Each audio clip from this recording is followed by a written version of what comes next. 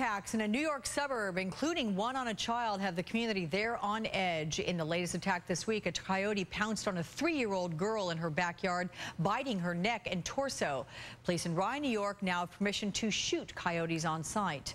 Joining me now, conservation biologist Dr. Reese Halter. He's the president and founder of Global Forest Science. And Reese, a good morning to you. Happy 4th. Happy 4th. Good morning, Alex. You know, let's talk about these coyote attacks in Rye, because they were within 9 days of each other. But in general, it seems to be an increasing trend across this country. We find these urban areas where wildlife is coming into it pretty commonly. Why is that? Well, these are very cunning, adaptable, intelligent critters, and there's food, Alex. You know, they feed where there's trash, where the getting is good. They come in, and once they do, they lose their fear of people, and we beg people never to feed these animals.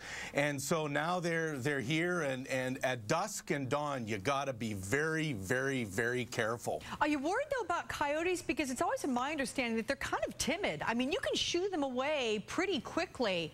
You know, these guys are bold. Might they be rabid? Is there concern about that?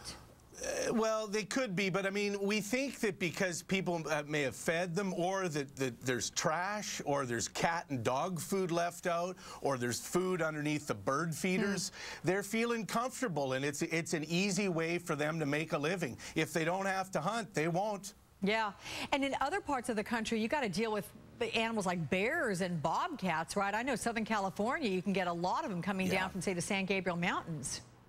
Yeah, no, black bears are a real deal, and when usually they're young, the mother, the sow, will bring her cubs in, and they'll be looking for food.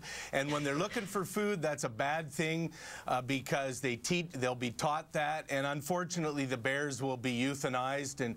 But it's you know, as we push more and build more into nature, we'll see more of these encounters. You know what I do suggest for people in New York now is get yourselves a very inexpensive, it's $4, a lanyard and a whistle. Put it on dog walkers at night and your children, and also keep a broom or a hockey stick close to where your kids are playing in the backyard. Keep an eye on them, and if you got that stick or broom, that'll take them away. Yeah, that's a good point. In addition to that, though, it seems pretty heinous, the concept of humans pushing into their territory, and then these poor animals have to be euthanized as a result of it. Is there anything long-term or on a big picture we can do about this to tamper down these kinds of incidents? Not really. These are wild critters. It's their home. We're expanding our homes. It's certainly in the West. We're pushing deep into the wildland.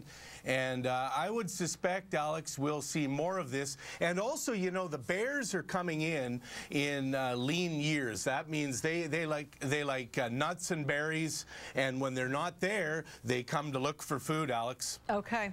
Dr. Reese Halter, thanks so much. We'll talk with you again. Thank you. Still ahead, a city that is coming up roses in its show.